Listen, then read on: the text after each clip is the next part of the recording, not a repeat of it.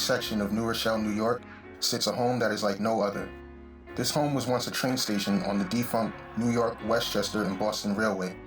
I first became interested in this forgotten railway after seeing some of the surviving remnants of the line in my hometown of Mount Vernon, New York. Only a handful of the NYW&B stations are still standing today, and I was intrigued when I found out that one of them was purchased and converted to a private residence. After seeing photos of the converted station, I was curious as to what the inside looked like and who would take on such a daunting project. But before I talk about how the Quaker Ridge station became a home, let me give you a brief history of the NYW&B Railway. The New York, Westchester, and Boston, known as the Westchester by locals, was a well-built but short-lived railroad that ran from the South Bronx to Westchester County.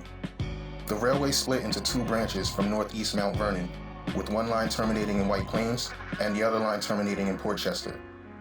The railroad was originally planned to reach Boston, Massachusetts, but it never did. The NYW&B first opened for service in the spring of 1912. Trains carried passengers between Westchester County and New York City for 25 years, until the railway was shut down for financial reasons.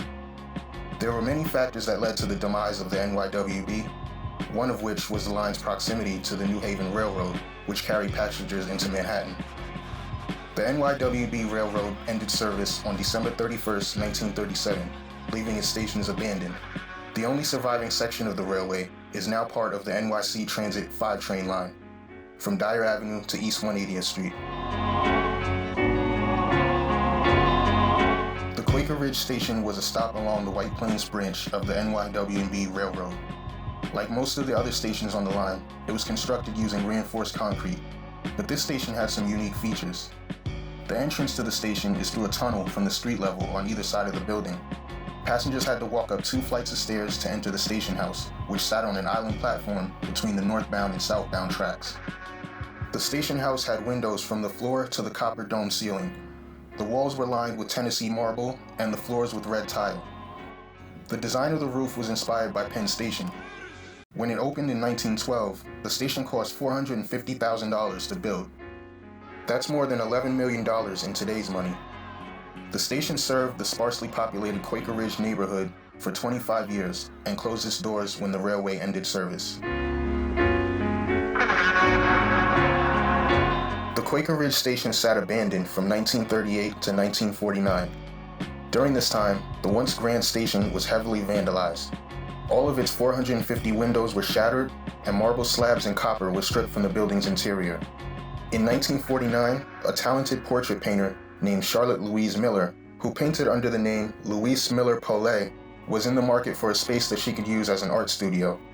She was shown the abandoned Quaker Ridge station, which was then owned by the city of New Rochelle.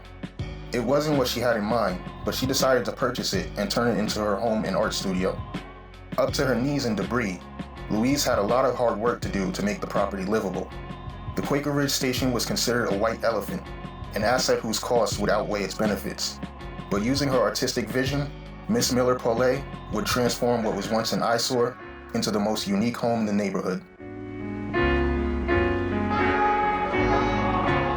Louise tried to hire contractors to do the job, but they were difficult to work with and were not open to her ideas. So she brought in her father, a retired contractor from Salt Lake City, Utah, to help with the project.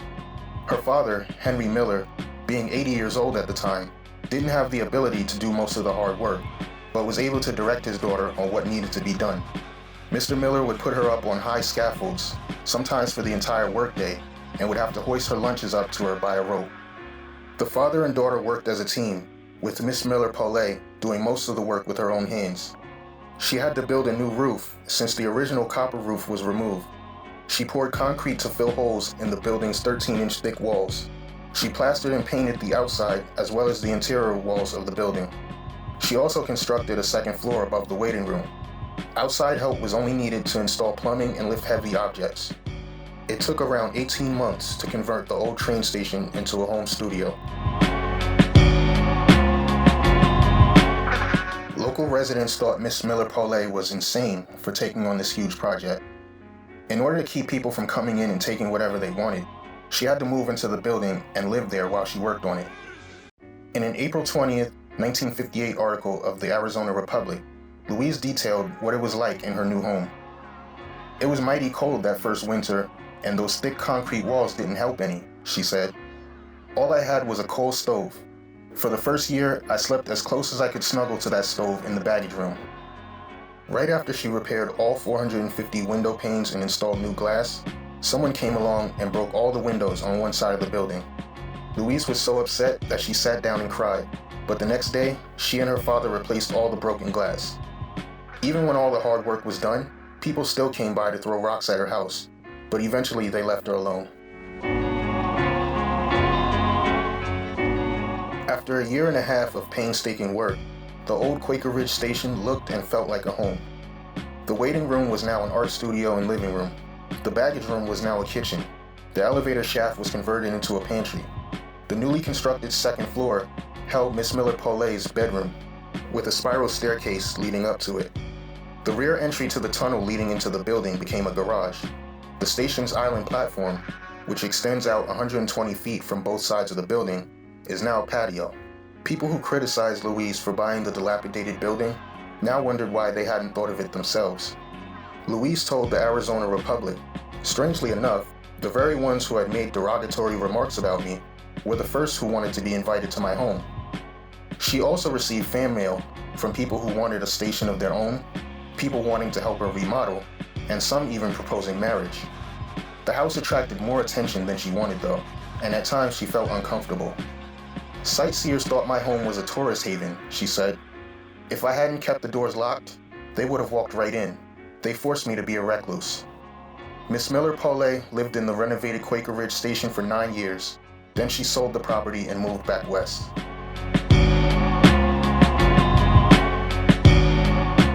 In 1954, Louise was involved in a car accident that left her crippled, making it too difficult to keep up with the large property. She was advised by her doctor to move back west, so she sold the house, packed up her stuff, and headed to Phoenix, Arizona. There, she moved into a small 3-bedroom home. She told the Arizona Republic, "Whole house would fit into my old studio. It's giving me claustrophobia." While she regretted selling her own home that she worked so hard on, she continued to make a name for herself as a talented artist. She eventually moved to California, where she lived out the rest of her life. Louise Miller Paulet passed away in 1982, but thanks to her efforts, a piece of Westchester's forgotten history is preserved and still stands today.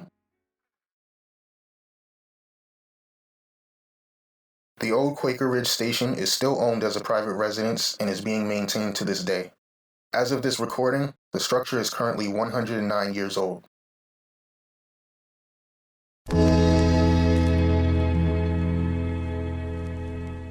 There are a few NYW&B station houses in Westchester that are still in use today.